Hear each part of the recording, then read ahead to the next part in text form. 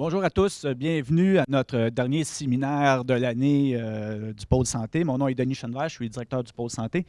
Bon an, mal an, on rejoint avec nos activités de séminaires et de colloques, mini-colloques et autres, environ 4000 personnes par année. Et donc, je vous en remercie. Si le succès dépend de votre participation et de votre présence assidue à nos événements. Donc, merci beaucoup de nous faire confiance dans ces activités. Pour finir en beauté, nous avons le privilège et l'honneur de recevoir M. Luc Boileau aujourd'hui. M.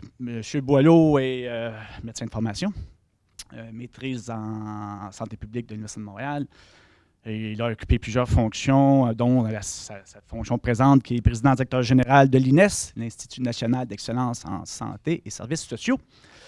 Et pour lui mettre un peu de pression, c'est un de nos séminaires qui attire le plus de monde, qui a attiré le plus de monde jusqu'à présent. Il y a 500 personnes en ce moment de branchés sur notre site pour suivre en web diffusion la conférence. Donc, sans plus tarder, je vais lui céder la parole et le remercier encore une fois d'avoir accepté notre invitation. M. Boileau. Merci beaucoup. Merci à ceux qui sont ici d'être ici, parce que ça fait un petit groupe. Là, pour ceux qui ne le voient pas, il y a une vingtaine de personnes ici. C'est moins intimidant qu'entendre qu'il y a 500 personnes, en tout cas pour moi.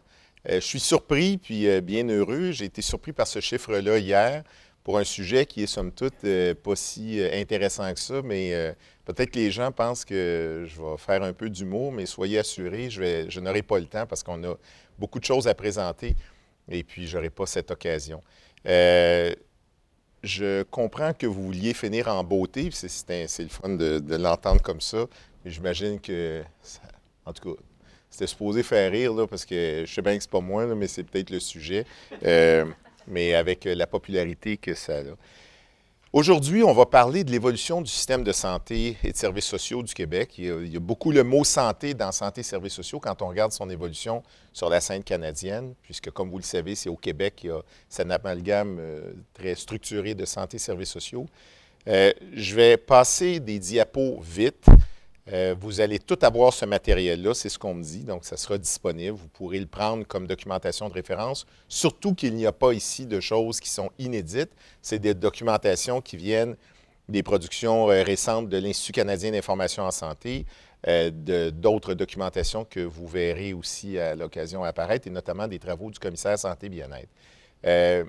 Ça va être une présentation qui va être un peu dry, donc je vais essayer de la rendre intéressante, mais je ne suis pas sûr d'y arriver. Chose certaine, et je réinsiste là-dessus, c'est que ça va circuler assez vite. L'idée, c'est de vous permettre de vous donner une impression de l'évolution du système de santé sur la scène québécoise, mais dans un relief canadien, sinon de comparaison internationale.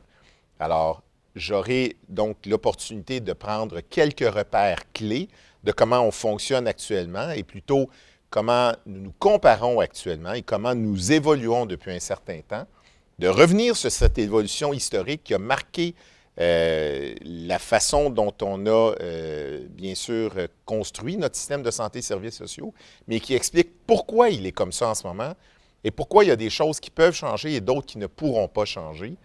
Et d'y aller sur des études de perception comparée des populations. C'est un clin d'œil sur comment nos concitoyens voient notre système de santé, ou le voyaient jusqu'à récemment, santé et services sociaux, et quelques clins d'œil pour nous ramener vers le futur. Par rapport à mon embarras en ce moment, c'est que Michel Clerc est dans la salle, puis Michel Clerc, moi, j'ai une grande admiration pour lui. Alors, j'ai un demi-rap au thon. Si jamais Michel veut sortir puis le manger, je vais être rassuré. Mais là, à date, il ne bouge pas, puis c'est à peine s'il sourit, fait que ça vous donne une idée pour ceux qui ne le voient pas. J'ai fait ces travaux-là une partie importante avec la collaboration de Suzanne Usher, qui est une étudiante au doctorat avec l'éminent Jean-Louis Denis, et qui a pris une touche toute particulière d'intérêt sur l'évolution historique des systèmes de santé au Canada, puis elle maîtrise bien le domaine dans le cadre aussi de ses travaux. Alors, je tiens à la souligner. J'ai eu l'opportunité de discuter et même de rencontrer trois artisans clés de l'évolution de notre composante québécoise, soit messieurs Castonguay, Rochon et Michel Clerc, et des travaux de l'ICIS et du CSBE. Donc là, je vais vous inviter à être clément parce que ça va commencer à rouler et je vais vous pointer quelques affaires juste pour vous donner une impression. Et avec ça, on devrait s'en sortir. Puis je ferai une petite pause, pas très longue, mais juste pour revenir sur quelques repères clés. Le premier, c'est quand on regarde à peu près comment se situe le Canada dans lequel se retrouve le Québec, bien sûr, sur un indicateur qui est l'espérance de vie à la naissance par rapport au coût que ça coûte en per capita pour les systèmes de santé. Le Canada est dans le peloton, en haut, avec une belle espérance de vie, puis un coût qui n'est pas si élevé que ça par rapport aux autres. Vous remarquerez, je vais juste vous le souligner, que les Américains sont ici. Donc, ils payent extrêmement cher. Ce n'est pas une grande nouvelle pour nous, mais très, très cher pour des résultats qui sont moindres que le peloton de tête. Ce que ça indique ici, c'est qu'ils sont moins bons, mais c'est surtout que toutes les études qui sont faites sur le système de santé canadien ou québécois veulent toujours avoir les Américains dans la comparaison pour être certain qu'on n'est pas les derniers. Fait qu'eux autres, c'est très pratique qu'ils soient là, puis vous allez voir pourquoi dans d'autres données. Donc, quand on regarde le Canada, comment il se profile, je veux juste vous imprégner cette notion-là. On dépense plus que la moyenne des pays de l'OCDE, mais on n'est pas les pires, les Américains nous dépassant beaucoup. Et même si les Américains dépensent plus en fonds publics que nous, per capita, ils constituent ceux qui dépensent au total le plus, bien sûr, et avec les résultats, en tout cas, agglomérés sur un indicateur que vous avez vu tantôt. C'est la même chose pour le produit intérieur brut. On est bien sûr plus élevé que la moyenne des pays de l'OCDE. On n'est pas le plus haut, mais on est dans le peloton de ceux qui dépensent quand même beaucoup, comparativement, bien sûr, au reste et aux États-Unis moindre. Alors, si on revient sur des chiffres très récents, on a au Canada une dépense qui dépasse les 264 milliards de dollars pour l'année 2019 et une croissance que vous voyez s'afficher ici en dollars qui sont des dollars courants, mais en dollars constants, où vous voyez que, nonobstant l'inflation, on continue à investir et surtout à dépenser en santé et services sociaux beaucoup en santé, parce que ça, c'est des données sur la santé, excusez-moi, en santé, pour une contribution d'à peu près 7 000 $ par citoyen au Canada, répartis dans les 14 systèmes de santé, puisqu'il n'y a pas, ceux qui n'ont pas encore compris, il n'y a pas de système de santé au Canada. Il y a 14 sous-systèmes de santé, 10 provinces, 13 territoires, puis un pour le fédéral et ses obligations de ce côté-là, de clientèle que vous connaissez déjà. Alors, ce n'est pas un système unifié, mais il y a des paramètres qui nous guident et qui nous rejoignent tous ensemble, vous le verrez, donc à 11,6 % du PIB. Et ce PIB-là, ce pourcentage de captation du produit intérieur brut ou du produit national brut plutôt du Canada, bien, est toujours en augmentation et elle stagne un petit peu depuis un certain temps, juste en dessous de 12 %. Puis, ce n'est pas indiqué que ça va monter graduellement encore, mais ça monte. Et il y a eu des variations dans le temps. Donc, encore là, essayez pas de tout regarder ça, mais en gros, il y a eu des grandes périodes où les croissances ont été substantielles, à 2,7 % de croissance, même à 3,3 % après une période de difficulté de finances publiques dans les années 90, où on voit des baisses littérales dans le mouvement global canadien. Et ensuite, quelques reprises avec, évidemment, la période difficile des années entourant 2008 à 2012. Quand on regarde ça au Québec, toutefois, les croissances ont été beaucoup plus importantes que sur le reste de la scène canadienne agglomérée, pour totaliser des taux presque de 9, pas loin de 10 % par année, pendant pas loin de quelques 15 ans, de 76 à 91, et ensuite une période plus difficile, avec juste une année de recul. Donc, pas beaucoup de croissance, c'est sûr qu'il y avait encore l'inflation qui jouait, mais on n'était pas comme le reste du Canada où ça s'est écrasé. Donc, nos variations sont plus vers le haut, plus élevées, encore là, 5,1 % plutôt que 3,1 % comparé au reste du Canada. Et encore ici, des croissances qui sont réellement plus importantes que celles du Canada dans son entier. Alors, imaginez, quand on retire le Québec du Canada, ça, c'est juste en termes de données, ce n'est pas une invitation à faire ça. Alors, quand on fait ça, les données peuvent encore plus se discarter. Et quand on se compare sur la scène, c'est-à-dire comme Canada, par rapport au reste des pays de l'OCDE, il y a une caractéristique qui, nonobstant le fait que nous sommes un pays, et sans doute le seul dans tous les pays de l'OCDE, donc j'insiste là-dessus, qui n'a pas de système privé de santé. Nous avons des services privés sur une série de dimensions. Et là, je vois maintenant que M. Rochon est parmi le groupe. Donc, s'il y en a qui me voient pâlir progressivement, bien, c'est là. Est-ce que M. Castonguay entend venir? Comme ça, je vais pouvoir perdre connaissance tout de suite. C'est prévu au printemps? Bon. Mais peut-être écoute-t-il et j'ai toute mon admiration pour ces trois personnes.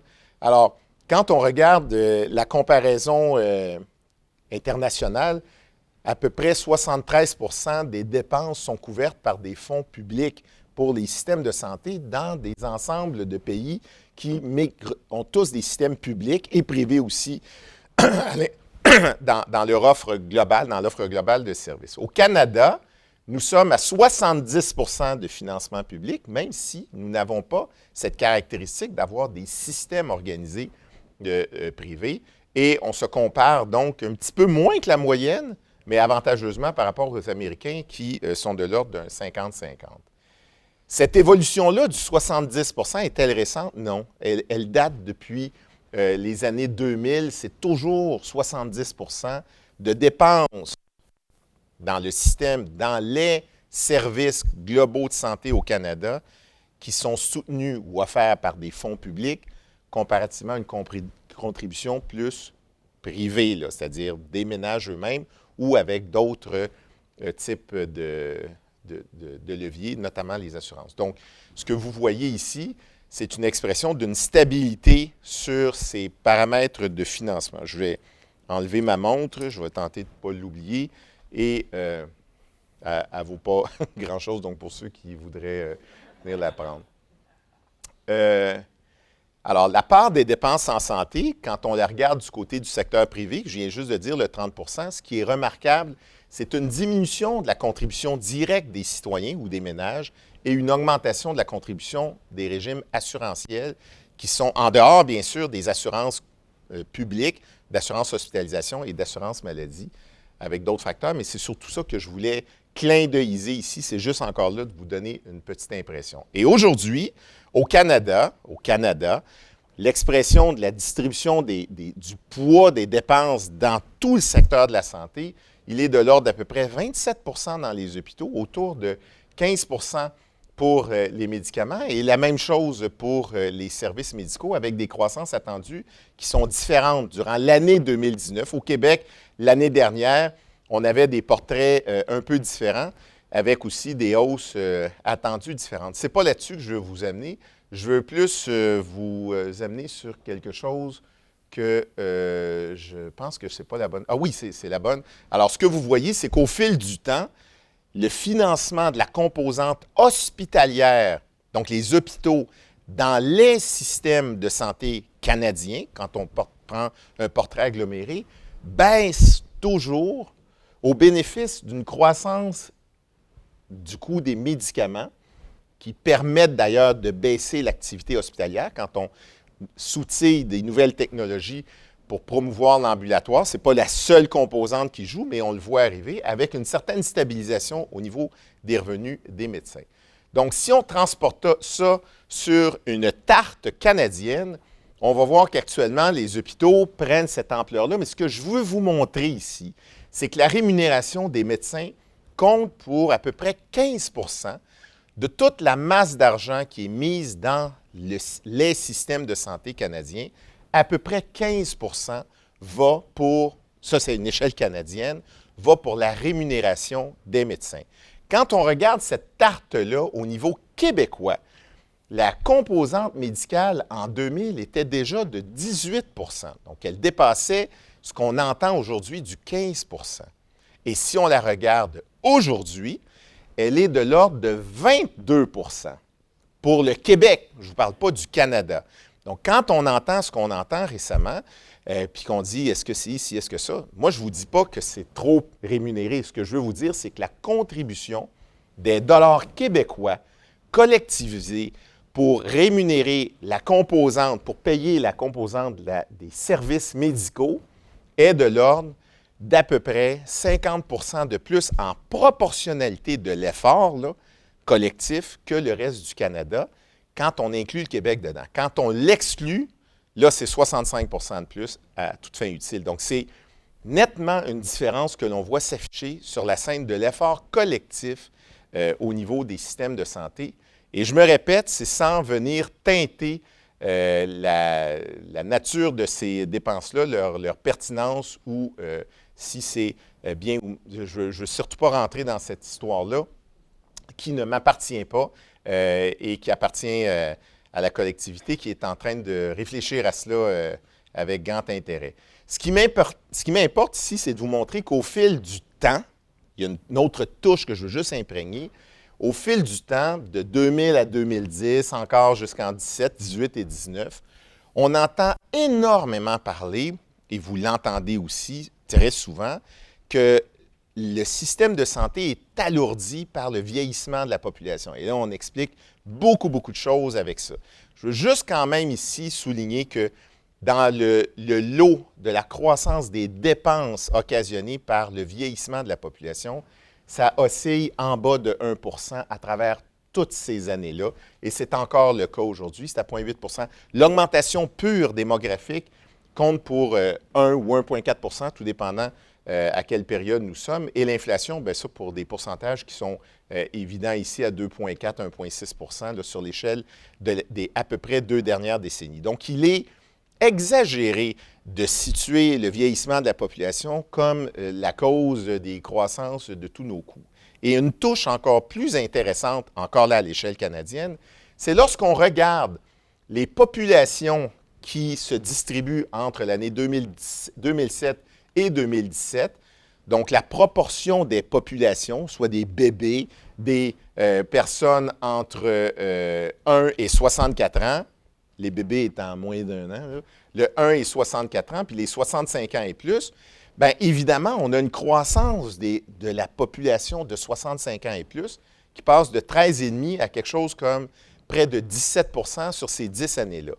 Mais la proportion du pourcentage de toutes les dépenses du système de santé qu'elles occasionnent n'augmente pas. Elle reste autour de 44,4 même qu'elle diminue un petit peu. Le signal qu'il faut entendre ici, c'est que, nonobstant la croissance de cette proportion de population, les efforts financiers ne sont pas nécessairement tout redirigés de ce côté-là et il n'y a pas, dans les faits, tels que calculés par l'ICIS, de croissance effective des dépenses. Donc, encore là, il faut arrêter que le vieillissement vient tout alourdir chez nous. Il y a des effets, bien sûr, mais ce n'est pas vu à travers ces chiffres-là tout particulièrement. La scène canadienne que vous reconnaissez, s'il y en a qui n'ont pas remarqué, bien, je vais vous laisser aller dans d'autres cours. Alors, c'est la scène canadienne où la moyenne est de 7 000 puis le Québec est dessus, là, à 6 935 Là, on n'est pas légèrement en dessous, mais on est dessus, puis les variations ne sont pas très grandes sur la scène canadienne, à part, évidemment, quand on est en région éloignée. Un petit clin d'œil sur des résultats. Ça va jusqu'à maintenant? Et ceux sur le web? Bon. Alors, un petit retour sur des études que le Commonwealth Fund, qui est un organisme référentiel sur un plan international, montrait jusqu'à il y a pas très longtemps, donc en 2008. Je surveillais des gens qui arrivent, mais personne ne ressemble à M. Castondet, donc je continue. Alors, ce qu'on constatait, c'est que l'expérience, en fait, c'est des données qu'on allait chercher sur des opinions de population qui étaient bien faites et qui étaient comparées entre différentes provinces canadiennes et différents pays de l'OCDE.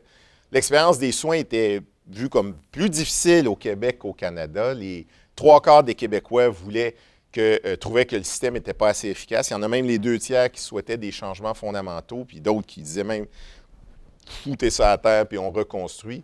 23 des Québécois jugeaient que le réseau n'était pas capable de répondre à leurs besoins. Et là, terrible donnée, c'était 25 aux États-Unis.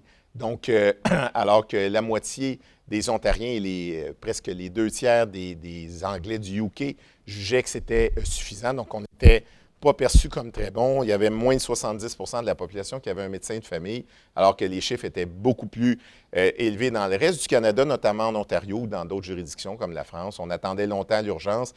et pour voir un médecin spécialiste. Et que dire de l'utilisation des courriels. Donc ça, c'est des données qui datent maintenant d'il y a à peu près 8 ans. C'est sorti en 2013, mais sur des configurations émergentes de 2012, donc ça fait un certain temps. Depuis, il y a eu des évolutions et juste un petit clin d'œil sur des données pour ne pas montrer qu'on est les cancres à l'échelle des comparables canadiennes. Quand on regarde la chirurgie de la hanche ou du genou, c'est nous qui avons les meilleurs scores au Québec de 81 pour des réalisations à l'intérieur de 6 mois. Si on va sur les cataractes, on est à 85 on est meilleur au Canada. Si on va maintenant sur ceux qui sont traités à l'urgence puis qui n'ont pas nécessairement d'affaires là, on est loin d'être les pires au Canada puis dans le monde non plus. Donc, on se compare correctement. Ça ne veut pas dire qu'il n'y a rien à faire là. Au contraire, mais on n'est pas si pire que ça. Puis quand on regarde ceux qui sont réadmis après des sorties hospitalières, on est les meilleurs au Québec à peu près avec 8,5 seulement. On est les meilleurs comparativement aux autres. Ça, c'est plus on est bas, plus on est bon. Là. C'est quelques affaires dans la vie comme ça. Mais alors ça en est une. Et ceux aussi qui réussissent à décéder de leur propre volonté en dehors des milieux hospitaliers, on est les meilleurs aussi au Canada. Il y a quelques données qui sont intéressantes et qui nous montrent que qu'il y a des zones de progression qui vont très bien si on se compare sur la scène canadienne. Je continue avec un clin d'œil sur le vieillissement. Il est vrai que nous vieillissons, habituellement tous à peu près d'1 an par année, mais quand on regarde ça globalement, quand on parle d'une population vieillissante, l'indicateur qu'on prend, c'est le pourcentage de personnes de plus de 65 ans. Et si ce pourcentage-là peut doubler dans combien de temps? Mettons 12,5 pour atteindre 25 de la population qui devient âgée de plus de 65 ans, ça prend combien de temps? C'est vrai qu'au Québec, on profile un vieillissement des populations qui est réel, qui est accéléré à cause des effets démographiques. On a eu la population recensée comme la plus fertile de l'histoire de l'humanité pour tomber à celle qui avait les indices de fécondité les plus bas. Donc, il y a vraiment eu une transformation démographique et il est vrai qu'au tournant de la fin de la prochaine décennie, on devrait être à peu près à 25 en moyenne de personnes âgées au Québec. Et ceci ne nous rend pas uniques sur la scène internationale, c'est juste que nous le faisons dans une période très courte, de 35 ans, plutôt que comme la France qui fait ça sur 80 ans à peu près, de doubler cette proportion. Donc, une période d'adaptation bien plus grande et plus gérable que celle que nous avons pour l'offre de services adaptée à ces populations. Et dans les faits, déjà quand on regarde les populations par région au Québec, on voit qu'on va partir du nord du Québec où c'est très jeune, mais en Gaspésie, on atteint déjà 25 de personnes de plus de 65 ans. Donc, la réalité, elle est là. Elle se distribue différemment d'une région à l'autre. Pour revenir sur Montréal, où on est déjà à 16 alors c'est là. Et si on regarde entre 2001 et 2015, la moyenne d'âge par région, vous voyez le shift, il est réel. Donc, le vieillissement, il est réel, il est authentique. Je n'ai pas à vous convaincre. On part d'une moyenne d'âge mettons, de 40 ans au Gaspésie, les îles de la Madeleine, ou 41 ans, et on arrive à 47 ans à peine 15 ans plus tard. Donc, ce sont des situations réelles.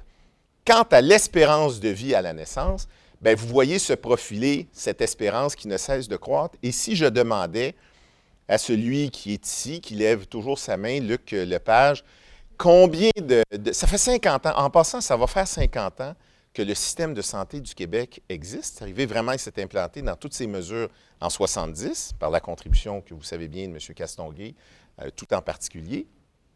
Et donc, après 50 ans, il faudrait sans doute souligner le fil historique de tout ça, le plus que je ne le fais ce matin et de façon plus détaillée. C'est quelque chose que nous manquons ici au Québec. Mais si on ramène ça à tous les jours, sans arrêt, tous les jours, depuis 50 ans, l'espérance de vie a augmenté de combien de secondes à tous les jours, ou de minutes, ou d'heures si vous voulez. Là, vous n'avez pas le temps de calculer, là. Luc, c'est combien? Combien de secondes à tous les jours ou de minutes? Ou... Tu n'as pas le choix, là. Tu me fais perdre du temps, là, il me reste presque plus. Non, calcule pas. C'est combien à tous les jours sans arrêt? 30 secondes à tous les jours qu'on a augmenté l'espérance de vie depuis 50 ans. Alors, je vous annonce que c'est 5 heures par jour, à tous les jours, depuis 50 ans, que nous avons augmenté l'espérance de vie. 5 heures par jour. Ce qui me permet de vous dire que si j'allonge ma présentation, c'est pas grave, parce que vous allez vivre 5 heures de plus demain, en moyenne. Fait que c'est impressionnant. quand, quand vous l'entendez comme ça, fait qu'installez-vous, là, on en a pour un bout de temps. Mais c'est ça, c'est une prophétie. Mais 5 heures. Vous le calculerez chez vous, là, mais fiez-vous sur moi, là, à peu près 5 heures, peut-être juste un petit peu plus. Et ça correspond à ce qu'on vit aussi dans quelques autres juridictions. Si je le ramenais sur il y a 100 ans, ce serait 8 heures par jour, à tous les jours, sans arrêt. Donc, c'est très impressionnant, cette croissance qui n'est pas due uniquement au système de santé et de services sociaux. Il est dû à l'action sur un paquet de déterminants, ça va de soi, c'est vrai. Mais plus le temps passe, plus nous avons des populations vieillissantes, plus l'impact des services de santé compte dans la croissance de cette espérance de vie, sans négliger la proportion très importante d'interventions à faire toujours sur d'autres déterminants de la santé. Alors, une fois cela dit, revenons sur la situation canadienne, puis son évolution dans le cadre de l'assurance hospitalisation. Un premier clin d'œil, c'est que le Canada, il a été créé en 1867, là, tout le monde s'en souvient à peu près.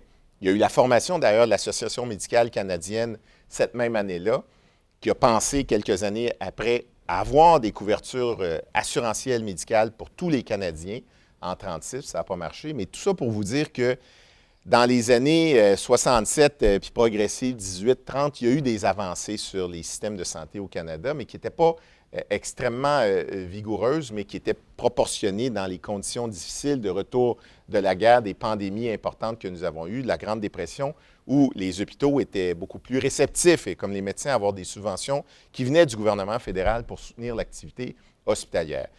Mais le déclencheur réel de la transformation des pratiques d'organisation de services et surtout d'assurance publique, c'est l'arrivée de Tommy Douglas à l'élection de 1944 en Saskatchewan.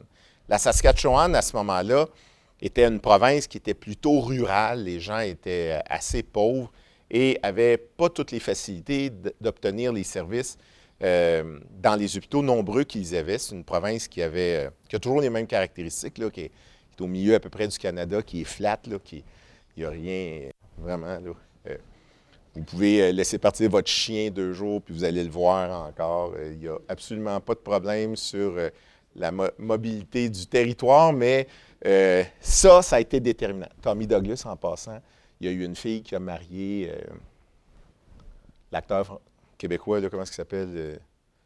Sutherland, Donald Sutherland. Fait que ça, c'est ça, vous allez voir dans National Inquiry, là. Mais c'est donc une personne qui était venue importante, pas à cause de ça, là, mais parce qu'il était premier ministre et qu'il avait un entêtement. Lui a été élu en se disant, nous, on va assurer l'accès aux services hospitaliers pour notre population. Et il y avait déjà des mouvements de ce côté-là. Il y avait une région, le Swift Current, parce qu'il y avait des fois des municipalités ou des régions qui organisaient des services et qui engageaient des services médicaux, tant dans la communauté que dans leur hôpital. Donc, qui se basaient sur des expériences saskatchewanaises ou ailleurs, mais surtout là, pour proposer un plan d'assurance hospitalisation sur lequel il a insisté beaucoup. Et il a réussi à faire passer ça, malgré des contestations multiples. Il a réussi à faire passer ça dès 1940 dans la progression.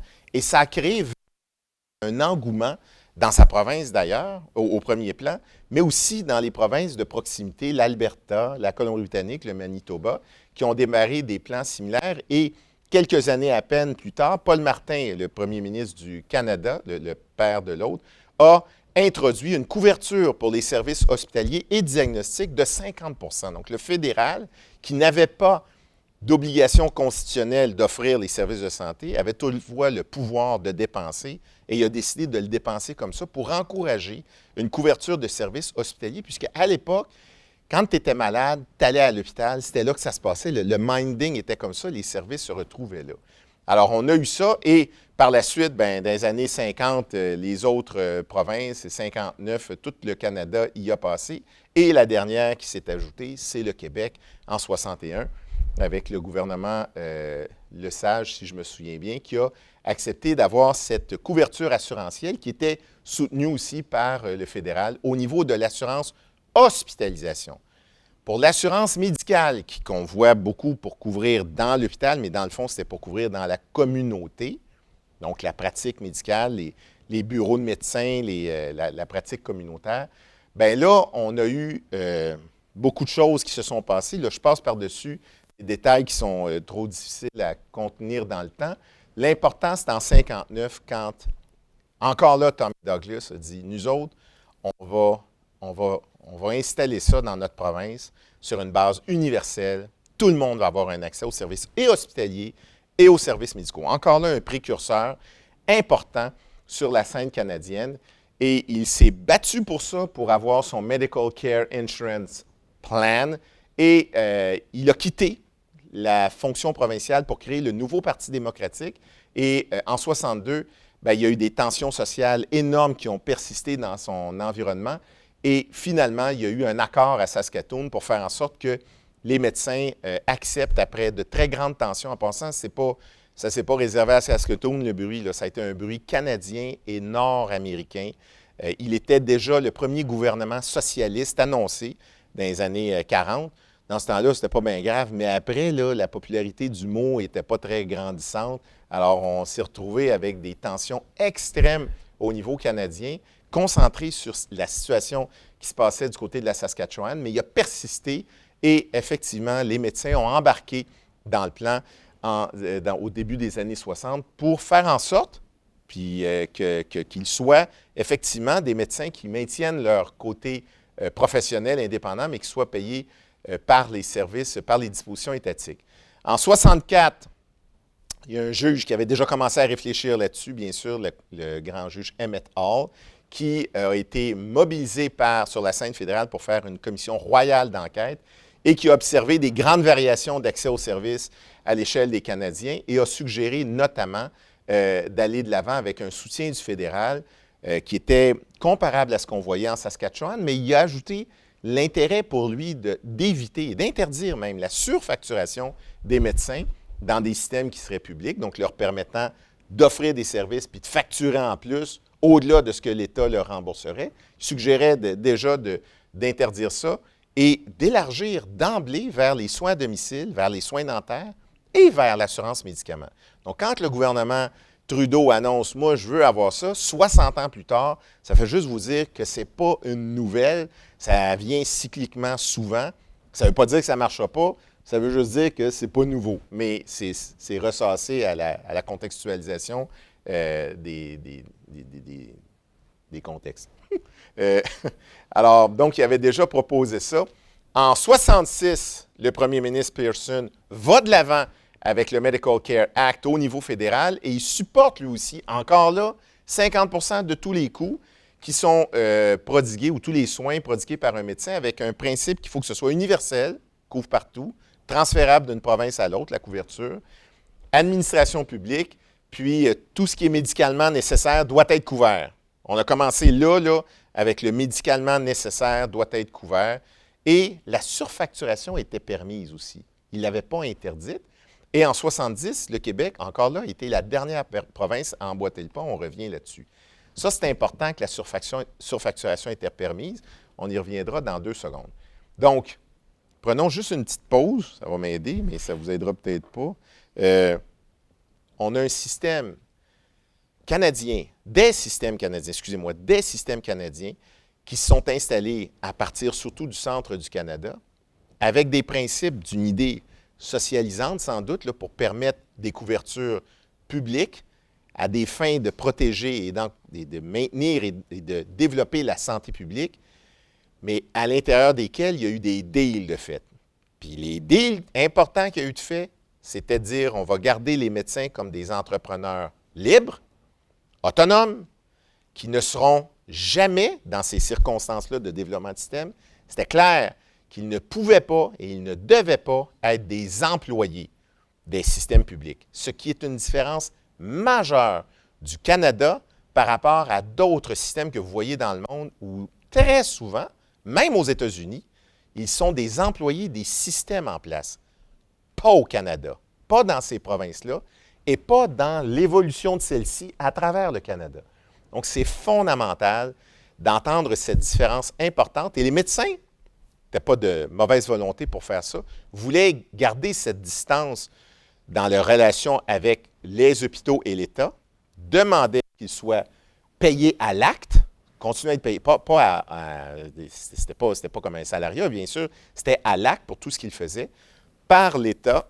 Et c'est resté comme ça, et c'est ancré comme ça dans toutes les provinces. Et le Québec n'y a pas été exclu avec l'arrivée de notre évolution québécoise d'assurance hospitalisation à l'assurance maladie. On le disait, l'assurance hospitalisation en 61. Après ça, en passant, ceux qui négociaient les tarifs déjà, c'était le Collège des médecins. Aujourd'hui, c'est sûr que s'ils rentraient là-dedans, il y aurait 2-3 questions, parce que c'est plus du tout la même chose, le Collège des médecins. C'est un organisme de régulation bien porté dans le cadre de notre cadrage de la gestion des professions. Mais à l'époque, c'est ça, et on a vu apparaître la Fédération des médecins omnipraticiens et des spécialistes qui distinguaient leur point de vue par rapport à la façon dont ils devaient négocier leurs conditions. Et ça, c'est une pièce d'ancrage importante dans notre système. Et est arrivée la commission Castonguay, pilotée bien sûr par M. Castonguay, d'un gouvernement qui n'était pas le gouvernement libéral là, c'est-tu juste ça ou 20, mettons? 20. OK. Bon, je passe vite. M. Castonguay, homme extraordinaire qui avait déjà créé le régime des rentes, qui gérait un grand comité sur l'information de la santé. Il a proposé de mettre de l'avant une telle commission parce que M. Johnson était pris avec ses grands problèmes de questions de santé et tout ce qui arrivait sur la scène canadienne. On lui a dompé tous les problèmes de la grève des médecins résidents, de ci, de ça. Il a dû gérer ça. Et finalement, avant de terminer tous les travaux de la commission, il s'est présenté dans Louis Hébert comme premier des ministres des Affaires sociales du gouvernement Bourassa. Vous connaissez la suite. Il a mis de l'avant un régime des plus importants qui a été vu comme extrêmement ambitieux, original, et il a créé un système plutôt qu'une série de pièces qui étaient mal structurées, et il a fait passer une régie d'assurance maladie avec des conditions de rémunération en interdisant la surfacturation. C'était built-in au Québec, ce qui nous distinguait de toutes les autres provinces canadiennes. Et vous le savez, il y a eu des tensions sociales importantes. C'est dans le cadre de la crise d'octobre que tout ça s'est installé. Et il a mis sur pied un réseau d'établissements, de CLSC bien sûr, mais des autres établissements. Il y a eu une évolution avec plein d'autres choses, code des professions, l'organisation de la santé publique qu'on a sorti des municipalités pour intégrer. Monsieur Castonguay, il était un artisan prescriptif important. M. Rochon a contribué énormément à cela déjà à ce moment-là. Le développement d'établissements en services sociaux, une régionalisation qui était plus sur une forme consultative et avec des cliniques médicales qui se sont multipliées, mais qui n'étaient pas prévues dans le projet. Là, les médecins ont réagi comme ça pour garder leur pratique la plus distante aussi d'un régime d'établissement qui invitait les gens à pratiquer à salaire. Les CLSC invitaient les médecins à pratiquer à salaire. En fait, ils pratiquaient à salaire. Il y a eu d'autres choses sur les conditions d'admission, des révisions de loi, etc. Et on est arrivé avec, en parallèle, une loi canadienne qui s'est installée sur un grand rapport Lalonde qui disait qu'on devait changer les modes de financement. Ça, c'est arrivé. Il y a eu une deuxième commission Hall dans les années 80 au niveau fédéral et qui a dit « Wow, la surfacturation, ça va pas bien. Il y en a de plus en plus. Peterborough, en Ontario, il n'y a pas un médecin qui ne faisait pas de la surfacturation, il faisait tout. C'était déjà des pourcentages élevés en Ontario, presque 50 % en Alberta. Donc, il a dit « Wow, ça va faire. » Et on a eu Monique Bégin qui a dit « On va passer une loi canadienne sur la santé avec des principes, les mêmes que vous aviez entendus, l'universalité, la gestion publique, l'accès, pas de surfacturation, pas de frais modérateurs, interdit par la loi canadienne. Si vous l'acceptiez, on ne vous rembourse pas notre transfert financier et transférabilité, intégralité, tout ce qui est médicalement requis. Et le médicalement requis, il y a le mot médicament, fait que ça fait médecin. Ce qu'un médecin offre, ça, on le couvre.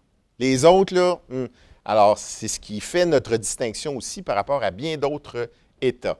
Alors, il y a bien de l'opposition, mais en 1987, c'était réglé. Toutes les provinces adhéraient à cette loi-là. Le Québec l'ayant déjà built-in, comme on l'avait dit. La commission Rochon, présidée par M. Rochon, a été invitée de 85 à 88 pendant presque 2 ans et demi, là, selon les mois, à réfléchir à ça. Et ils ont décidé, c'était très important, de ne pas faire table rase de ce qui était déjà en place, mais de poursuivre dans une logique de système qui se montait avec les établissements. C'est ça que M. Castonguay avait créé. Il a créé un système. C'était un non-système qu'il y avait avant. Il a créé un système qui a évolué, qui avait des points d'amélioration à voir dans son évolution. Et M. Rochon a porté avec toute son équipe un diagnostic sur celui-ci en proposant notamment d'élargir le concept de système et de le ramener dans un espace de régionalisation et donc de donner une force et un ancrage beaucoup plus grand à la régionalisation en permettant là un lieu de déconcentration et même de décentralisation des prises de décision avec des sous-systèmes qui étaient responsables de leur population et bien soutenus par une intégration de la santé publique dont on pourrait parler beaucoup dans un autre sujet à un moment donné, et d'une politique santé-bien-être qui était déjà en route. Le ministre Rochon a eu aussi sa période d'effervescence avec une crise des finances publiques. Il a poussé une logique de virage ambulatoire où tout n'a pas pu être complété parce qu'il y avait des dispositions de financement public qui n'étaient pas faciles. Il a créé l'Institut national de santé publique, les plans régionaux qui venaient avec la régionalisation des effectifs médicaux. L'arrivée d'un régime d'assurance médicaments qui demeure le seul au Canada en ce moment. Nous sommes la seule province à garantir un accès universel aux médicaments à tous ses citoyens dans un régime mixte qui a sa complexité, mais qui est quand même là. Et la réorganisation des milieux d'investissement supérieurs de services et de technologies qui ont été les CHU et les instituts, avec aussi une propension à faciliter les regroupements et les fusions sur des bases locales ou régionales. Donc, une grande période d'effervescence à travers laquelle beaucoup de choses sont passées au niveau canadien que je passe par-dessus. M. Clair arrive avec une commission d'études au début des années 2000, plus courte celle-ci sur 2 ans, qui a invité à regarder, coudonc, comment ça marche là en ce moment? Qu'est-ce qui ne marche pas dans cette affaire-là? Et M. Clair a proposé, encore là avec ses collègues, la poursuite d'une même logique de système, mais d'aller plus loin dans l'offre de service, considérant qu'il fallait prendre acte de la disposition des acteurs en place et de porter un accent tout particulier sur la prévention et l'organisation de la première ligne. Il a donc été à l'origine de l'organisation des départements régionaux de médecine générale pour voir à la distribution des effectifs et à l'organisation de ceux-ci, a poussé la logique de groupes de médecine de famille, et maintenant tout le Québec est couvert par les groupes de médecine de famille, pour l'essentiel. Il n'a pas perdu de vue les CLSC, il leur a donné une portée plus particulière, avec également la mise en place de contractualisation possible avec des cliniques médicales affiliées qui pourraient offrir des services publics à même des ressources gérées dans un espace privé, mais avec une contractualisation saine et pour élargir l'offre de services publics, somme toute. Il est revenu sur les modes de pratique, le financement, les modes de paiement, et il a déjà réfléchi, il a été à l'origine d'une première réflexion sur l'assurance pour couvrir la perte d'autonomie sans perdre de vue l'importance du management et de l'encourager, considérant la complexité qu'il y voyait dans les zones de service. Je passe par-dessus cette pause, parce que je vais essayer de l'expliquer. La suite, bien, vous la connaissez, elle est plus proche de nous. Les gouvernements se sont suivis. Mme Marois, M. Trudel, M. Legault, comme ministre de la Santé, qui ont ajusté ce qu'ils percevaient comme le déficit démocratique, où on avait des régions qui commençaient à être un peu autonomes, à varier dans l'offre de services, puis à ne pas permettre un ancrage de la décision ministérielle très, très solide. Donc, on a relancé, on était des régies régionales à des régies régionales, mais avec des PDG et des membres de CA nommés par la ministre. J'ai connu ça personnellement. Des ententes de performance ou de gestion de performance pour articuler des attentes signifiées avec les régions et les établissements. M. Couillard est arrivé, a fait une réforme d'importance en fusionnant les établissements de première ligne. On restait dans cette même logique, mais là, on n'avait plus, en préalable, des grandes commissions d'enquête, même si ça s'inspirait beaucoup des réflexions, pour une partie, de M. Clair et des autres commissions avant. Des transformations des agences régionales en agences de développement de santé et services, en tout cas, tout ce que vous l'avez, là, pour finir comme agence de santé et services sociaux. L'INES a été suggéré, d'ailleurs, par une commission, un comité formé, présidé par M. Castonguay, et M. Bolduc a implanté l'INES. Extrêmement bonne idée. Le ministre Hébert n'a pas eu beaucoup de temps pour exercer son rôle de ministre d'État à la santé et aux services sociaux, mais avec l'idée d'arrière-plan sur plusieurs aspects, mais notamment un régime d'assurance autonomie. Et Dr Barrette, c'est très proximal, vous le savez, ce mouvement très fort d'intégration régionale ou sous-régionale, créant les CIS, les CIUS, et faisant apparaître une toute nouvelle gouvernance dans le système de santé, très installée à partir d'un contrôle central où on était sûr que s'il manquait des fils qui se touchaient là, en dessous du bureau quand on pesait dessus, pour être sûr qu'on les a tous attachés. Puis quand on pesait dessus, rendu là, ça shakeait jusque dans le système. Donc, autrement dit, il y a une capacité énorme de gérer, de décider et de gérer pour l'ensemble de l'offre de services. Donc, des mouvements importants avec des installations qui n'ont pas été que ça, qui a eu sa part de difficulté dans les fusions, c'est sûr, dans la genèse d'un management conséquent de cela, mais avec des choses qui s'installent et qui vont mieux, là, je pense, pour beaucoup. Et un réseau de première ligne qui s'est transformé en organisation beaucoup plus performante, plus présente, plus captive des clientèles et avec des systèmes qui, maintenant, avec, je pense, la contribution de gens comme Antoine Groux, ont permis d'élargir les capacités des réseaux de première ligne. Et la ministre McCann, bien, évidemment, je n'ai rien à dire de négatif sur la ministre McCann, mais la suite de l'histoire, on l'aura d'ici quelques années pour voir tout ce qui aura été fait. La perception, je fais ça en clin d'œil. Quand on compare le Québec avec l'opinion moyenne sur, mettons, l'opinion sur les systèmes de santé, ce n'est pas un pourcentage que vous devez voir là. Voyez-le comme un indicateur de 100 %. Comment perçoivent les Québécois leur système de santé par rapport à comment perçoivent les Français, les Suédois, les Américains, les ci, les ça. Si on mettait une moyenne de 100 %, le Québec, lui, percevrait ça, la population elle percevrait ça par rapport à la moyenne et où? Bien, nous, on n'était pas élevés. Hein? Déjà en 2016, on était à 49 %. Par chance, les Américains étaient à 45 %. Donc, encore là, on est sauvés par nos amis sur ce plan-là. C'est pas beaucoup, là, puis c'est rare qu'ils nous sauvent de ce temps-là. Mais ceci étant dit, c'est qu'on était loin d'être les meilleurs. Quand on le gardait à l'échelle canadienne, bien, on se comparait désavantageusement par rapport au reste du Canada ou même aux Ontariens qui étaient dans des pourcentages plus élevés.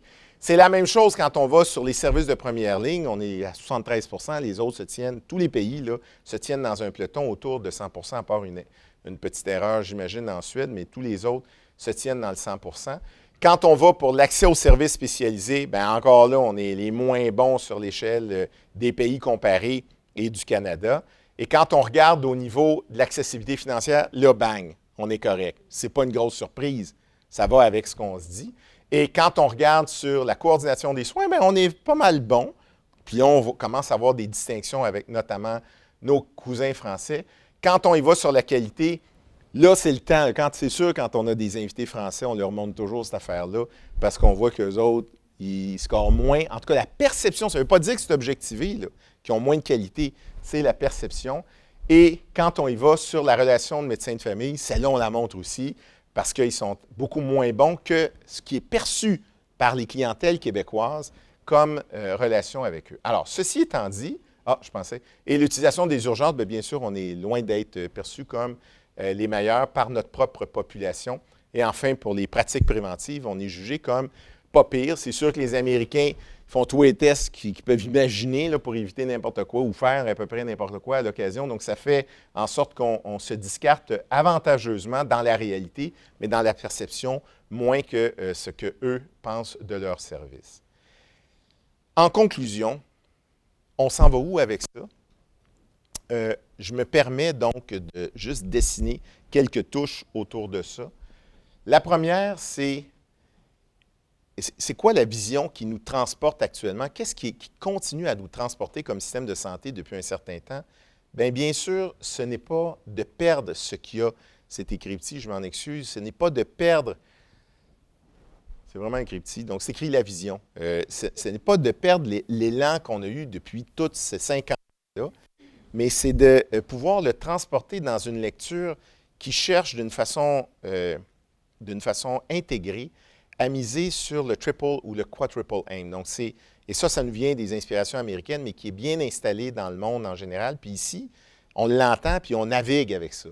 Donc, un intérêt pour, bien sûr, l'amélioration de la santé de la population, pas perdre les actions publiques, l'action déterminante, mais l'amélioration aussi de la santé des gens, donc de ceux qui ont besoin de services, améliorer l'expérience de soins. Ça ne paraît pas toujours quand on attend dans certaines lignes d'attente ou même dans les urgences, mais il y a cette propension et ce souci qui est visible et attendu d'améliorer l'expérience de soins et de maintenir une saine utilisation des ressources, donc de rester efficient. Et le quadruple, c'est de s'assurer aussi que nos professionnels, nos équipes, toutes les personnes qui travaillent dans le système de santé puissent avoir une combinaison de leur travail avec une satisfaction aussi. Donc, c'est toujours ces 4 paramètres-là qui guident la vision en ce moment, mais il n'y a pas une vision et on ne la sent pas, et tant mieux, il n'y a pas une attente d'une transformation massive de la gouvernance. On n'est pas là. Il n'y a pas ça pendant un bon cycle de temps, ni de la structure.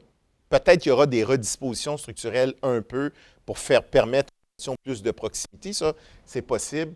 Du financement, ça, vous le voyez, avec la tarification à l'activité qui commence à vouloir s'installer entre autres avec le bénéfice de systèmes d'information qui le permettront, donc des bundle payments, donc et la couverture de services, elle ne va pas en diminuer en ce moment. L'INES travaille sur cela, mais il n'est pas le seul. On voit des nouvelles technologies, des nouveaux médicaments, des nouveaux services, de l'élargissement de services en services sociaux. Encore récemment, lorsqu'il y a des brûlures médiatiques qui touchent la sensibilité gouvernementale, ministérielle, les réactions sont pratiquement immédiates de dire un instant, là, il n'y a pas de raison de rupturer l'équité d'accès pour des conditions de système. Corrigeons-les rapidement, puis faisons ça. Donc, il y a une propension à élargir la couverture, pas à la diminuer, et assurer sa qualité et son accès.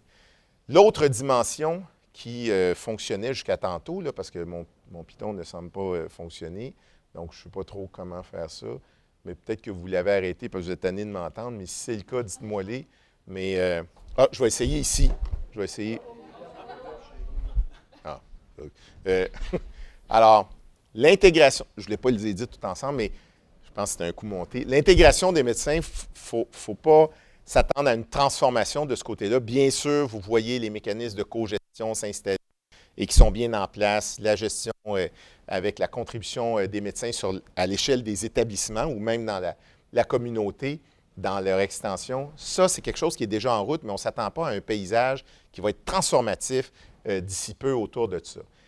Il en demeure pas moins, malgré cette intégration qui est mitigée, mais qui reste quand même fonctionnelle à certains égards, aux yeux de plusieurs, que les collaborations interprofessionnelles, elles prennent de l'ampleur et il y a eu beaucoup d'études et de soulignements autour de ça et des efforts réels des différentes corporations professionnelles. Bien sûr, on a remarqué l'arrivée des IPS d'une façon plus élargie dans l'œil de plusieurs corporations, notamment la corporation médicale. Donc, il y a un signal autour de ça, d'une collaboration qui prend forme dans l'offre de services et qui va la prendre encore plus, que ce soit en première ligne ou en service spécialisé, mais beaucoup en première ligne, avec une première ligne redynamisée, non pas par un changement dans le concept GMF, mais son élargissement et son installation avec des travailleurs sociaux, avec des pharmaciens, avec des personnes qui sont capables d'accompagner la progression de services de ce côté-là. Et c'est vraiment quelque chose qu'on voit beaucoup. Une télémédecine, parce que les technologies nous permettent ça. Ça, c'est des transformations qu'on va voir arriver. Ce n'est plus un virage ambulatoire, c'est une véritable route ambulatoire. J'aurais pu écrire une autoroute ambulatoire. Tout ce qui peut être ambulatorisé, on le voit, ça se passe. On a un parc de lits hospitaliers qui n'est pas en croissance démesurée. Il est restreint et contenu. Bien, il n'est pas restreint, il est contenu pour permettre justement d'explorer toutes les voies possibles de l'ambulatoire. Ça va vraiment se passer. Et avec ce que je mentionnais, la télémédecine pour une offre de services diversifiée sur les territoires complets québécois, puis c'est pas besoin d'être en région éloignée, ça peut être en distance relativement proximale, mais permettre ça. Un souci constant qui est installé depuis une vingtaine d'années de gestion de performance, avec toute une série de déclinaisons qui sont en place jusqu'aux salles de pilotage et une gestion de performance intégrée. C'est quelque chose maintenant d'installer, de combiner avec une culture managériale qui prend forme de plus en plus. On n'est pas appelé à voir ça changer, mais plutôt à accentuer ça, à y permettre d'y sortir les combinaisons les plus gagnantes pour une performance la plus grande. Une médecine de précision, vous avez tout vu ça, vous lisez l'actualité, vous le voyez peut-être dans vos propres situations ou pour vos proches, c'est de plus en plus présent et on ne reculera pas là-dessus. Ça, c'est un avenir qui est devant nous, qui nous rattrape, qui soulève de grandes questions sur le plan de nos capacités sociales à soutenir ça, avec une logique équitable et raisonnable pour l'intégration de toutes ces avancées qui sont très dispendieuses à développer et qui sont encore plus dispendieuses quand on arrive pour les acheter. Une progression de ces innovations que je viens de décrire avec leur gestion qui commande des organismes capables de s'affairer à cela, que ce soit l'INES ou en partenariat avec d'autres, ça, ce n'est pas appelé à réduire, c'est impossible, il y en a beaucoup trop et on est appelé nous-mêmes à réorganiser et à amplifier nos capacités pour soutenir tout ce qui est possible et se passe de ce côté-là.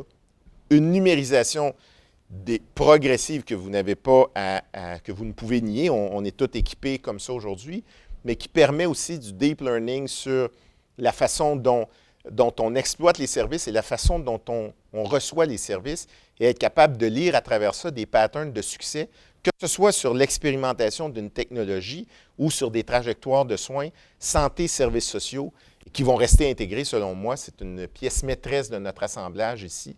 Alors, il y a un avenir qui est à... On commence à être dedans l'avenir en ce moment. On l'est déjà sans doute selon plusieurs, mais l'avenir, là, il tourne.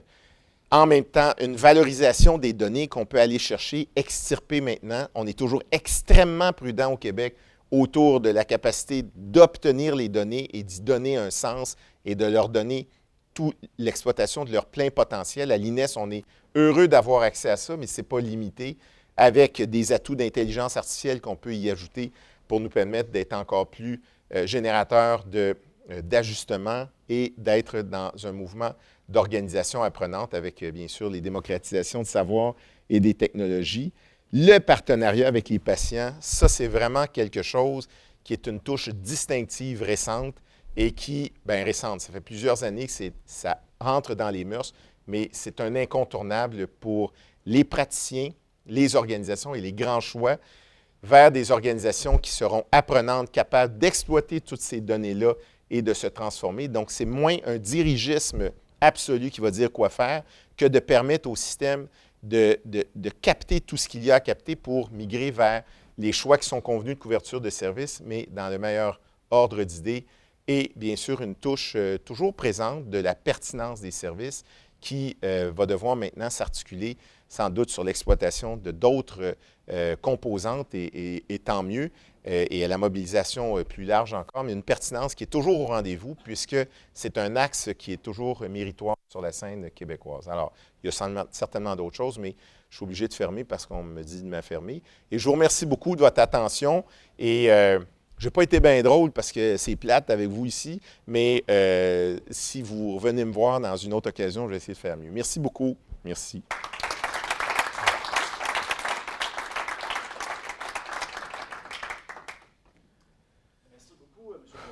Très intéressant de faire le parcours de tout ça. Je vais laisser quand même la chance aux gens de pouvoir vous adresser quelques questions.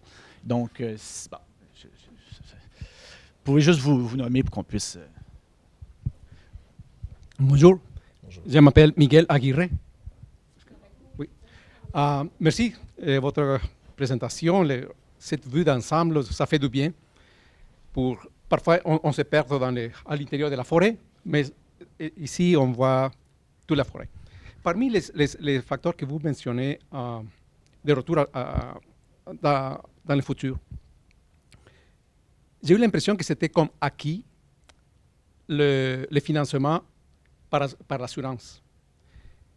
Peut-être que dans les périodes où tout ce modèle a été créé, il avait une industrialisation. C'était une vision qui est partie des années 50, 60 et qui, en quelque sorte, a commencé à changer à partir des années 2000. Dans quelles conditions ce modèle d'assurance peut être soutenu dans l'avenir pour que toutes ces propositions de retour vers le futur puissent fonctionner? C'est une excellente question et je pense que la meilleure personne pour y répondre, c'est Michel Clerc, donc je vais le laisser parler. Mais peut-être juste 2-3 touches. Moi, je vous ai parlé globalement de ce que l'avenir peut nous projeter, mais l'avenir immédiat, là, elle nous montre 3 affaires au moins. La première, c'est une étonnante difficulté à mobiliser toutes les ressources humaines qu'il faut pour l'offre des services complète, incluant l'offre de services au niveau des besoins des personnes en vulnérabilité. Ça, on le voit, c'est quelque chose de tangible. Il y a énormément d'efforts qui sont mis sur ça, vous le sentez bien, puis je pense que les volontés exprimées par les décideurs publics ou politiques sont fermes de ce côté, mais il n'en demeure pas moins que c'est une difficulté qui est apparue et qui n'était peut-être pas visible ou prévisible autant il y a quelques années à peine. Et ça pose un réel défi pour compléter les trajectoires de services, notamment de soins qui ne sont pas ultra complexes, mais qui sont nécessaires pour le bien-être des gens. Là-dessus, il y a une variation qui aurait pu être prise sur des régimes d'assurance pour éviter une perte d'autonomie et d'être entièrement dépendant des services de l'État. Et il y a certainement une réflexion qui pourrait être faite de ce côté. Sur la base du système à proprement parler, donc les couvertures de services qu'il y a en ce moment, même si pendant les 20 dernières années, on a souvent souligné le côté unsustainable, c'est-à-dire qu'on ne pouvait pas, on appelait ça la pérennité du système, on ne pouvait pas l'assurer en regardant le profil évolutif des dépenses. Il y a une gestion qui s'est installée de façon plus serrée et il y a une révélation d'être capable de composer avec ça. Et il n'y a pas, selon moi, un risque dans un avenir de proximité de dire on est un système qui va s'écraser puis qui n'a pas le choix, qui est obligé d'ouvrir à d'autres dimensions de services privés ou autres. Ça n'empêche pas que les gens peuvent se procurer, comme certains le font, des services privés, mais cette logique de fond de maintenir un service public et des services de qualité publique, je ne crois pas qu'ils soient mis en péril sur la base de l'inassurabilité des populations. Mais il y a une fracture qui s'annonce, puis c'est très important, c'est que cette modernité extrêmement excitante de services hautement spécialisés qui coûtent extrêmement cher, des fois pour des populations très ciblées, donc petites, avec des maladies qui étaient jusqu'à récemment vues comme incurables ou pas compréhensibles, même dans leur modalité physiologique, sont maintenant visibles, identifiables et traitables. Et là, il y a des vrais enjeux de société qui s'installent là. Il faut faire des choix qui sont justes et raisonnables, mais qui composent aussi avec une contribution reconnue de l'État et de d'autres partenaires, peut-être même industriels. Mais ça, c'est une petite touche supplémentaire. Est-ce que, monsieur, je m'excuse, je t'interpelle, Michel, mais qui a un regard analytique sur l'assurabilité des... Mais c'est vous qui décidez, là. Ouais. Je peux peut-être ajouter juste un élément de préoccupation. C'est sûr que si on met en relation les données qu'on voit dans les sondages de support et de satisfaction de la population québécoise à l'égard du système tel qu'il fonctionne, ça, c'est certainement un élément d'inquiétude quant à la pérennité de celui-ci par rapport à des efforts de financement additionnels qu'on appelle. Les statistiques étaient justes, mais il ne faut pas oublier que cette année, profitant d'une conjoncture économico-financière favorable, on va augmenter, si ma mémoire est bonne, de 6,3 % la dépense gouvernementale dans le domaine de la santé. Si on dépense plus d'argent, je pense que collectivement, pour se rassurer quant à la volonté communautaire, si on veut, de soutenir une croissance des dépenses, il faut que le taux de satisfaction augmente, selon moi. Autrement, il y a certainement un péril qui est là. C'est une logique pour moi implacable à ce sujet-là. Puis, on le voit, la capacité des populations de s'afficher puis de s'affirmer sur leur insatisfaction à travers le monde. Ça pourrait bien sûr arriver. Et ça arrive. De toute façon, il y a des dénonciations multiples qui sont faites dans l'opinion publique sur l'insatisfaction telle ou telle chose. Mais il y a une route qui a été prise, pas depuis une conjoncture de 2 ans, 3 ans là, ou de 5 ans, mais il y a une volonté bien affichée d'apporter des corrections. Puis si on amalgame tout le potentiel cérébral qu'il y a pour vraiment améliorer ça, on pourrait. Et moi, j'ai confiance qu'on y arrivera, mais ça va demander de l'audace et une certaine dose de courage. Est-ce que ça doit être assujetti à une transformation profonde, structurelle, ou de gouvernance ou autre? Je ne crois pas. Je pense que c'est pas ce qui va être le déterminant. Ça l'a rarement été et ça devrait sans doute pas l'être dans la modernité, là, mais il y a des choses à faire que je me réserverai de dire.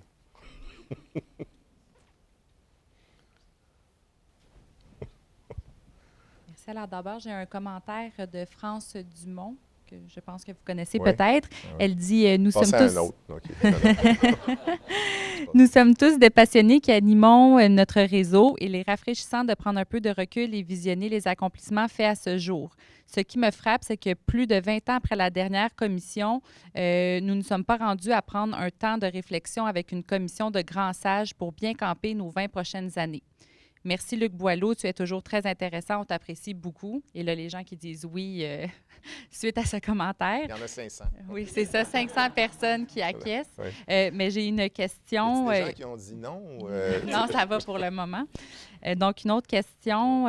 Votre conclusion ne mentionne pas la prévention et la santé publique. Quelle place aux pratiques préventives dans le futur, dans un contexte d'augmentation des maladies chroniques et de l'espérance de vie et des menaces? Oui, des menaces de santé publique.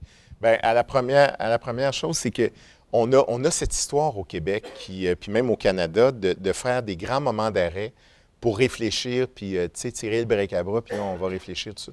C'est certainement excitant, ces périodes-là, puis ça permet de mettre en relief toutes sortes d'opinions, mais ça fait 20 ans que ça ne s'est pas passé et je douterais que ce soit la méthode maintenant de faire la progression de système. Ça a été un peu mis de côté. Les occasions ont été possibles, mais les choix ne sont pas exercés de ce côté-là. Je serais étonné qu'il y ait quelque chose comme ça, même si ça n'empêche pas qu'il y a des fois des moments d'arrêt pour réfléchir sur quelque chose. Et regardez là, les conjonctures qui ont été faites au niveau notamment des services aux enfants en vulnérabilité. Bien, ça commande ça parce que on a l'impression que là, il y a quelque chose qu'il faut qu'il soit poussé à fond. Mais je douterais qu'il y ait une intention actuelle ou en tout cas envisageable de tirer un break-à-bras puis de faire ça. Ça, c'est un. 2, la santé publique, bien, si je ne l'ai pas dit, je m'en excuse parce que c'est comme INSEE. Il faut distinguer la santé publique de la prévention. La santé publique, on la voit comme un système de santé publique. C'est-à-dire, on a la grande santé publique, mais il y a un système pour un programme de santé publique. Le programme de santé publique est très important et il touche des leviers importants de politique publique puis d'action sur les déterminants, mais il n'est pas le seul à pouvoir modifier des pratiques ou des habitudes de vie. Parce que tout l'espace de système peut représenter un levier très important sur des actions préventives, une modification des habitudes de vie. Mais ce que l'on voit, c'est un intérêt très fort par la démocratisation individuelle, par la démocratisation des savoirs, l'accès à toutes sortes de plateformes. Et les gens, les diètes keto, là, bon, je ne veux pas... OK, c'est correct, là, mais on en voit là, à tous les coins de rue, même dans ma famille, et c'est bien correct, mais les gens s'informent de plein de choses et on voit des modifications d'habitudes de vie qui suivent des tendances, pas toujours les meilleures, et il y a des menaces qui peuvent s'installer à la santé publique, que ce soit de maladies infectieuses, de difficultés appréhendées qui sont énormes. Je n'ai pas parlé des risques ici, là, avec l'antibiorésistance et d'autres choses qui nous courent après là, en ce moment.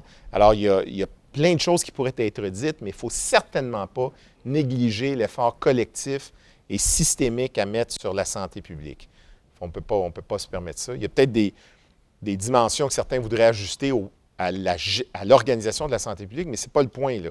Le point, c'est que je ne crois pas qu'il y ait de ce côté quelconque idée de vouloir fragiliser le tout, même s'il y a certaines périodes qui ont induit des baisses de ressources et de proportionnalité de ressources dans ce domaine-là, qui n'étaient pas vues comme applaudissables par tout le monde et qui, avec le temps, se corrigent, je crois.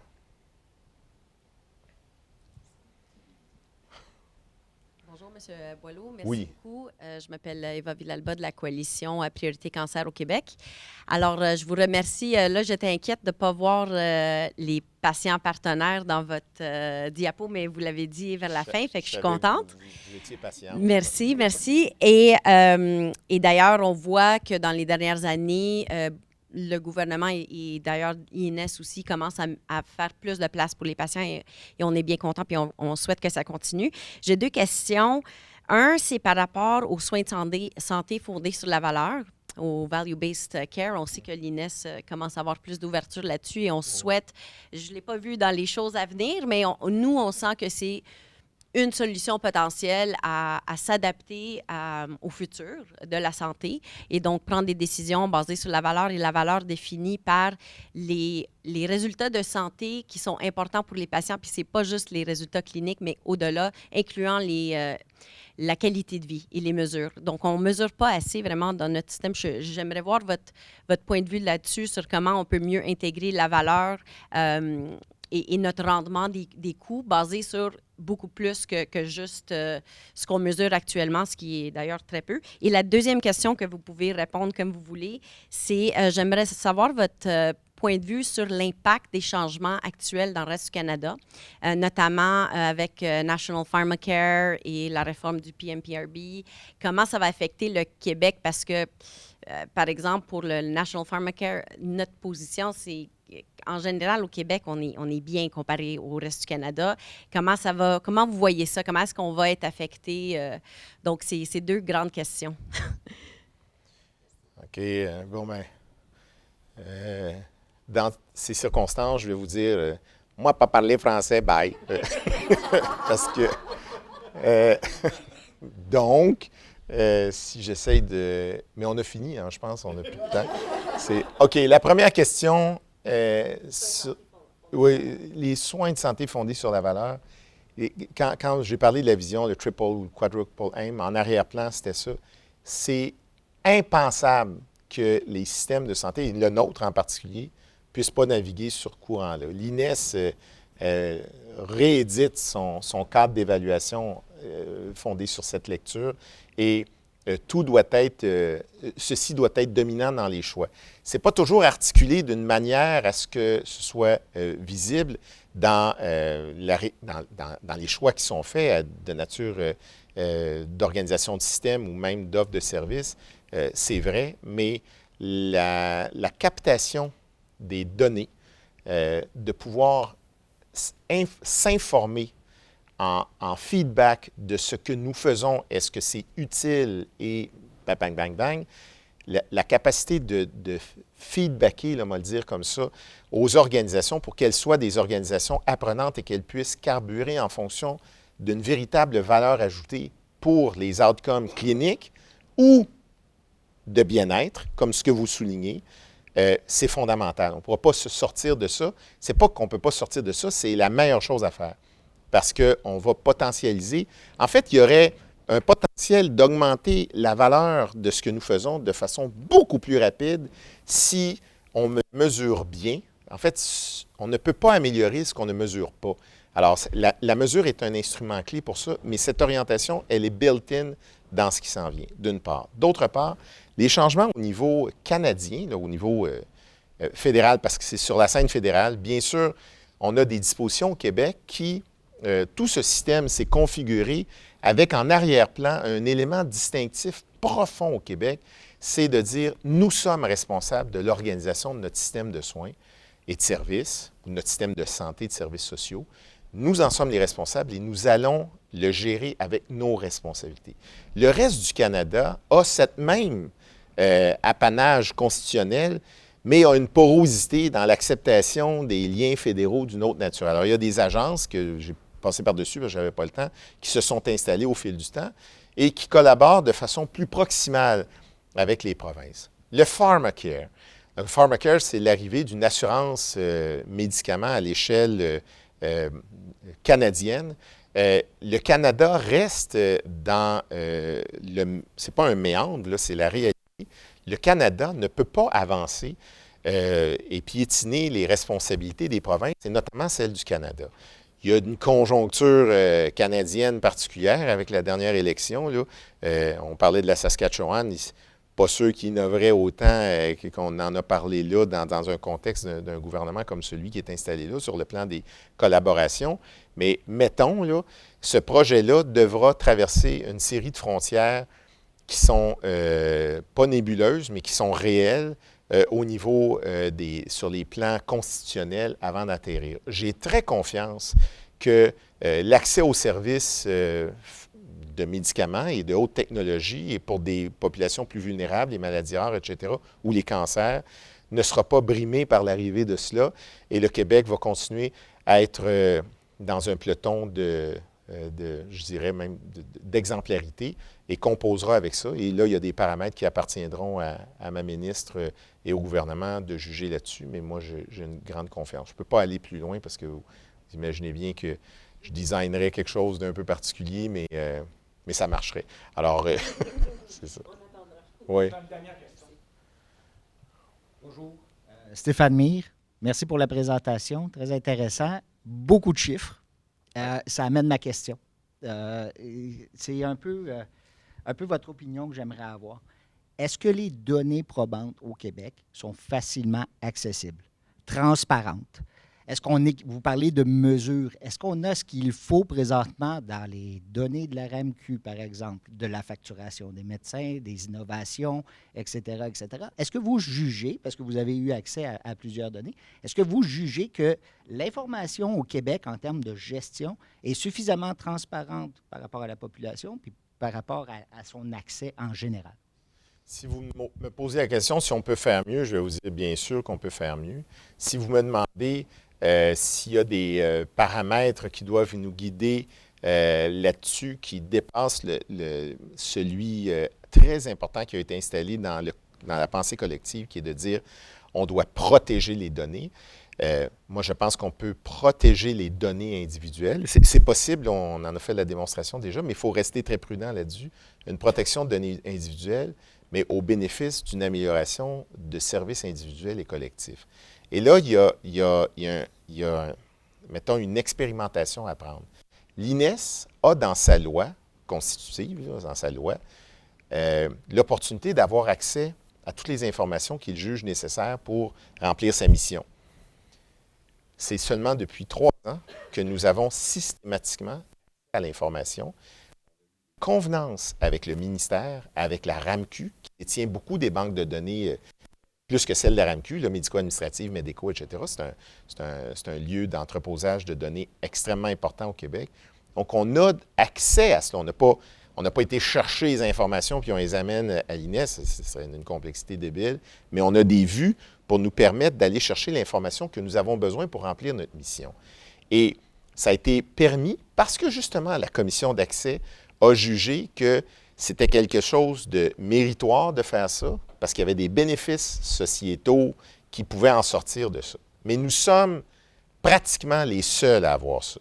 Et on doit le faire, on doit exercer ça dans la portée de nos projets qui, eux, sont retenus par Mme la ministre en disant « Oui, voici la liste des projets que je vous autorise à faire » pour un système donc qui a ses garde-fous, pour pas qu'on parte en disant « on a une idée, maintenant on va faire ça ». Il faut quand même qu'on régularise nos choses.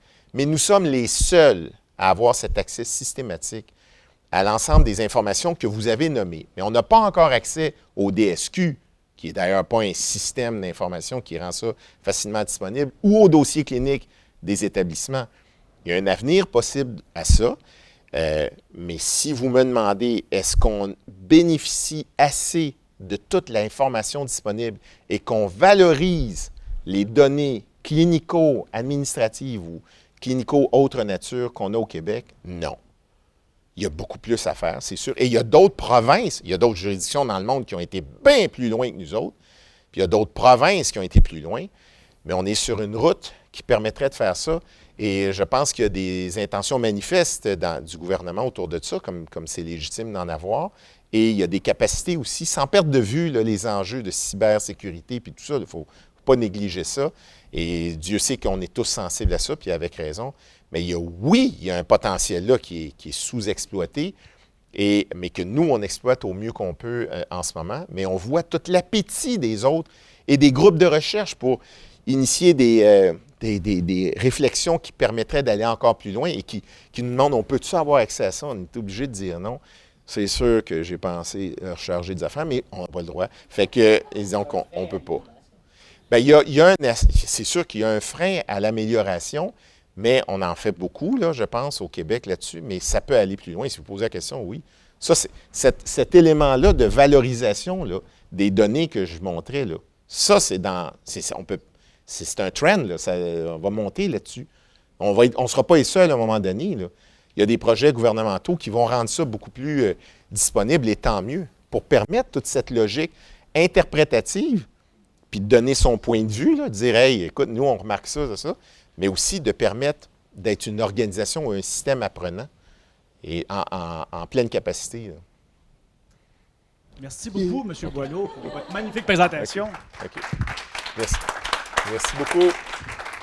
Et je vous convie à l'année prochaine avec notre prochaine programmation qui sera aussi excitante que celle de cette année.